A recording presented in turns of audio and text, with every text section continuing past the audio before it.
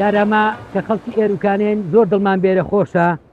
الحەمدوللا هەم ئەهلەکەی خەڵکەکی زۆر باش و پێکەوە باش و تەبا و خۆشەویستە لەگەڵ یەکدی. دووەم ئێروکانە خەڵک زۆر ڕووی تێدەکا هەر ساڵەکی کە باران ببارێ ئێرە مەنزەڕەیەکی زۆر جوانی هەیە. ماشەڵڵا زۆر کەس ڤیدیۆی کردووە ئەگەر دەیبینی وا دەزانی سویسرایە. شوێنێکی خۆشە. ئەمە چەند ساڵە دوعا دەکەین و قوربانی دەکەین بۆ ئەوەی کە باران ببارێ، هەم بۆ ژیان و بۆ گەنم و دەغڵ و دان و بۆ ماڵات و بۆ ژیانەوەی کانی و ئاوەکان.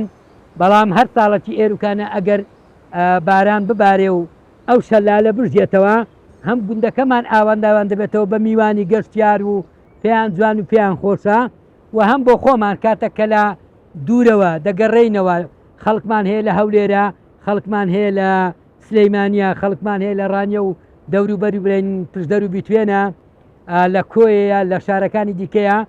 هەمووی لە بەهاراندا کەس ئەوە دنیا سەوز دەبێ و ئاوەکان دەژێنەوە هەموو بەعام دەگەڕێنەوە ئێروکانە وەکو جەژنی لێدێ بۆمە. ئێمە لە خۆی هاتوتین ئیتر دیمەنێکی زۆر جوان و خۆشە. پار هاتی لێرەکان وشک و برینگ بوو. ئەم ساڵ سپاس بۆ خۆی گەورە، حەمد و سەنا بۆ خۆی گەورە هەمووی ژیاد ئێستا ئاساڕان ئەو ئەوەی ئەو بەرەو نەبوو ئەو بەرەوە ئێستا ئەوەش زیادی کردووە. حەمد و سەنا دیمەنێکی جوانی هەیە. ئێستا ئەم چیا و گەڵیا بەڵا پێم لە باڵەخانەکانی سلێمانی و هەولێر جوانترە. خەڵکی خۆمان برەی کوردەکان بەعام یعنی ئەم وڵاتانە خۆش دەوێت یعنی پیسی ناکەن، بە زیاتر ئەوانەی لە خواری عێراق دێن زیاتر گوێ نادەنێ و پیسی دەکەن.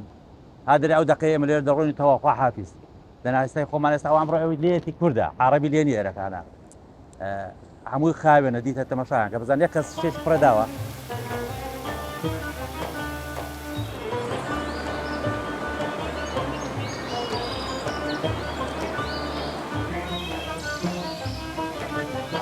ڕاستی ئێمە هەرو ساڵ تقریبان 4 زاراتین گووا هەروە وەکو گروپی شاخوانی باوەز ئێمە گروپەکەین زوو وەکو گروپیش سەردانی ئەو شەلالی دەکەین.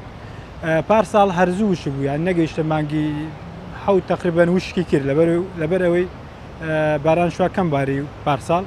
بەس ئەو ساڵ ماشەڵڵا جگە لەو شەلالەی زۆر بە جوانی پڕ ئاو دێتە خوارێ. دوو شەلالی کەش دەقەت ئەو پاڵەوەی ئەگەر تەسوورتان کردبێ دیسان زیادی کردیە. ئەم ساڵ ئاوکە زیاد لە پێی زۆرە لێ چەند جارێکە لەوانێت چەند جارێکەش دوستان بینەوە لەو سەردان.